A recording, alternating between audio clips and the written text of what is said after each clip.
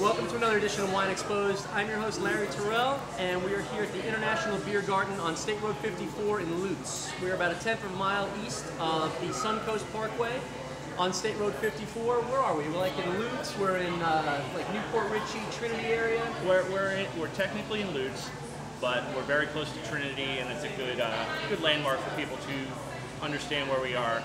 We're right next to Odessa. We're right next to Land O'Lakes, but more or less, say Trinity, be pretty safe. Okay. This is Mark Simpson. He is the proprietor here at the International Beer Garden. I want to ask you first, Beer Garten, G-A-R-T-E-N. Why do you use Garten instead of Garden? That's actually the German spelling for the word garden, just like kindergarten. Kindergarten means garden for children. Well, Beer Garden, garden of beer. Got it. It's a traditional place where in Germany there's a lot of beer gardens where people will go, especially when the weather's nice. They'll have a large courtyard area and drink beer in the summertime. It's pretty wonderful, really. Yeah, I've been to a lot of bars up north. It's typically your inside bar area, and then people talk about going outside to the beer garden. But I always thought it was beer garden. I never knew it was beer garden. Well, we generally speak English here. Right. Yeah. Sometimes. Yeah. Sometimes I speak in tongues, depending on how much wine I have or beer. So, probably help you out with that. Yeah. Well, as you can see, Mark has quite a selection of beer here. I think it's a fantastic place. There's not a lot of places in the area where you can find the selection of beer that they have. Not just in bottle, but a place where you can actually sit down at the bar and enjoy the kind of selection that they've got here. We've got a few selections. I asked Mark to break out a few different beers that you wouldn't necessarily find if you were going to be shopping at Publix or any of your local liquor stores, the kind of place that really sets this place apart. So what are we looking at today? What do we got? I picked a couple of special ones that you're not going to find a lot of places, except for the Blue Point, which is fairly new to this market, and they're doing a good job. So we started off with that one. It's kind of a standard beer. It's also a good one that a lot of times when people come in here and they say, look, I'm looking for something new, a little different from what I usually drink. This would be one of the first ones I'll offer to them. This is called Blue Point Toasted Lager. It's a beer, it's a lager, it's an amber lager made in Long Island from the Blue Point Brewery. It's on par with like a Sam Adams Boston Lager, a Brooklyn Lager, or a Yingling. It's got real flavor, it's got some hops, it's got some body behind it, but it's not terribly challenging, and it also goes well with a lot of things. Like we have a limited menu here, but it goes well with almost everything there. It doesn't clash or wash things down, and it still has more than satisfying beer taste, especially to people who have been satisfied with what they've been pulling off on Americans for a while. I agree. I mean, it's really approachable. I've seen it. I've seen it in distribution in the Tampa market, not mass distributed. I mean, I've seen it in places that are in the know, like you guys. And I think it's really unique coming from Long Island. You know, you're starting to see more and more stuff come from Long Island. I think this beer is exceptional. They've got, I think, like 4 or 5 different selections. I probably have 4 different ones on tap right now, and I have two bottles of theirs also that I don't have on tap. Cool. This is a very yellow, very light looking. What kind of beer is that? This is very unique. This is called Allagash Curio. It's made by the Allagash Brewery, which is in Maine.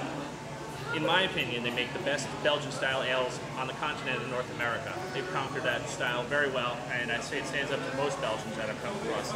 This one in particular, as I say, it's called Curio, and what they did is they take their triple, which is a wonderful beer in itself, but they age it in oak barrels. When they give it that aging, it takes on some of the characteristics of the oak, and also colors it, just makes it a tiny bit more orange.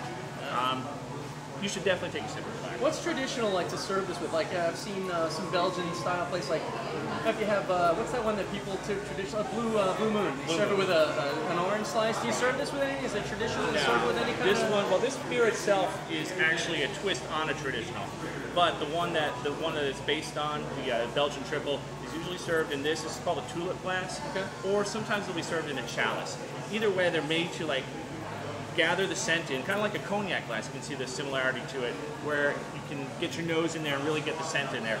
Some of the lighter ones are served in the chalices, which are more wide open, but still give you plenty of room for your nose. They just don't hold the scent in as well. Okay. I've seen other Belgian-style beers brewed. I mean, I guess there's Belgian-style beer brewed anywhere in the United States. I've seen some in upstate New York in Cooperstown. I've seen, where is Flying Dog brewed? Flying Dog is actually brewed in Maryland now. They started off in Colorado and moved to Maryland. Just like missed the middle part of the story, but yeah. Just like Yingling, started in Pennsylvania and moved here to Tampa. Yeah, well, they actually had to make more, so they started making extra here. Okay. Yeah.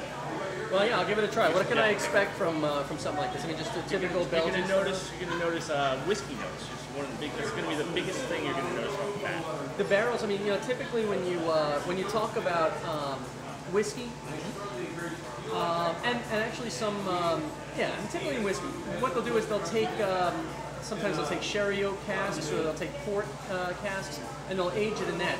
Is there any kind of special wood that they age this in to give it this color? The only thing I can remember off the top of my head is their charred oak. After that, I don't recall. Gotcha. But this is a beer is ordinarily sold only in 750 milliliter bottles like this. Wow. You don't find it on draft often, and we managed to snag a keg. Wow. That is very unique. I get a lot of. I mean.